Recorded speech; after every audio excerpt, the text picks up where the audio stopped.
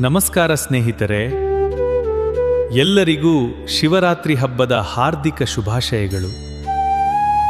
ಇಂದು ನಾವು ತಿಳಿದುಕೊಳ್ಳಲಿರುವ ವಿಷಯ ಸಾಮಾನ್ಯ ಹಬ್ಬದ ಕಥೆ ಅಲ್ಲ.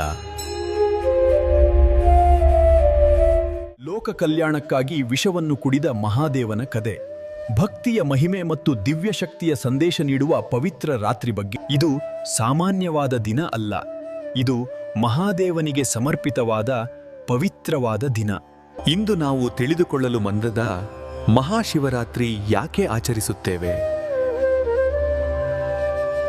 ನಮ್ಮ ಭಾರತೀಯ ಸಂಸ್ಕೃತಿಯಲ್ಲಿ ಹಲವಾರು ಪವಿತ್ರ ಹಬ್ಬಗಳಿವೆ, ಆದರೆ ಅವುಗಳಲ್ಲಿ ಅತ್ಯಂತ ವಿಶೇಷವಾದ ಹಬ್ಬವೆಂದರೆ ಮಹಾಶಿವರಾತ್ರಿ. ಪ್ರತಿ ವರ್ಷ ಭಕ್ತರು ಉಪವಾಸ ಮಾಡಿ ಜಾಗರಣೆ ಮಾಡಿ ಶಿವನನ್ನು ಆರಾಧಿಸ್ತಾರೆ. ಆದರೆ ನಿಜವಾಗಿ ಶಿವರಾತ್ರಿ ಯಾಕೆ ಆಚರಿಸ್ತೇವೆ? ಇದರ ಹಿಂದೆ ಇರುವ ಪೌರಾಣಿಕ ಕಥೆ ಏನು? ಇಂದು ನಾವು ಅದನ್ನ ಸಂಪೂರ್ಣವಾಗಿ ತಿಳಿದುಕೊಳ್ಳಲು.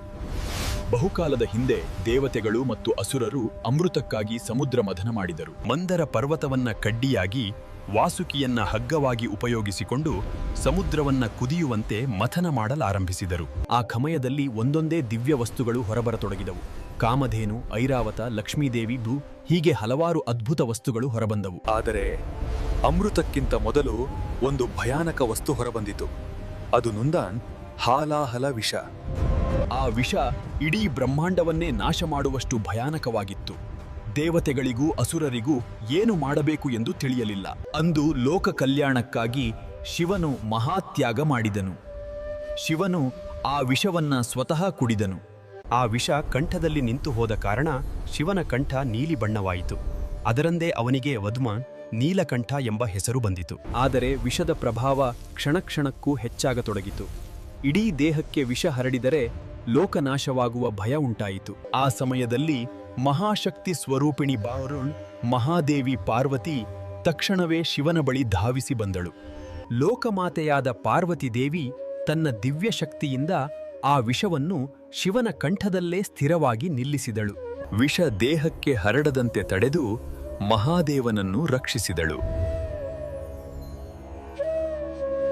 ಈ ಕಾರಣದಿಂದಲೇ ಶಿವನು ಸುರಕ್ಷಿತನಾಗಿ ಉಳಿದು ಸಂಪೂರ್ಣ ಬ್ರಹ್ಮಾಂಡವು ವಿನಾಶದಿಂದ ತಪ್ಪಿತು.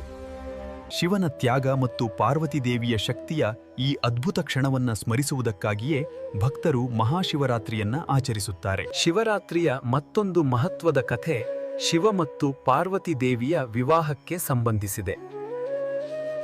ಪಾರ್ವತಿ ದೇವಿ ಹಿಂದಿನ ಜನ್ಮದಲ್ಲಿ ಸತಿಯಾಗಿ ಜನಿಸಿದಳು.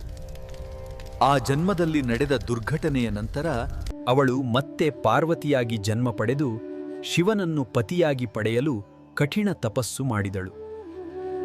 ಅವಳ ಭಕ್ತಿಗೆ ಮೆಚ್ಚಿದ ಶಿವನು ಪಾರ್ವತಿಯನ್ನು ತನ್ನ ಪತ್ನಿಯಾಗಿ ಸ್ವೀಕರಿಸಿದನು.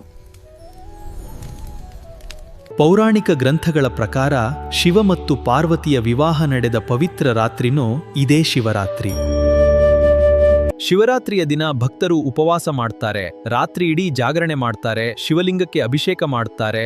ಈ ಎಲ್ಲ ಆಚರಣೆಗಳ ಹಿಂದಿರುವ ಉದ್ದೇಶ ಒಂದೇ, ಮನಸ್ಸನ್ನು ಶುದ್ಧ ಮಾಡಿ ಶಿವಭಕ್ತಿಯಲ್ಲಿ ಲೀನವಾಗುವುದು. ಶಿವರಾತ್ರಿ ನಮಗೆ ಕಲಿಸುವ ಸಂದೇಶ ತ್ಯಾಗ, ಶಾಂತಿ, ಸಹನೆ ಮತ್ತು ಭಕ್ತಿ. ಶಿವನು ತನ್ನ ಸ್ವಾರ್ಥವನ್ನು ಮರೆತು ಸಂಪೂರ್ಣ ಲೋಕಕ್ಕಾಗಿ ವಿಷವನ್ನು ಕುಡಿದಂತೆ ನಾವು ಕೂಡ ನಮ್ಮ ಬದುಕಿನಲ್ಲಿ ಒಳ್ಳೆಯತನವನ್ನ ಬೆಳೆಸಬೇಕು. ಅದು ನಿಜವಾದ ಶಿವಭಕ್ತಿ.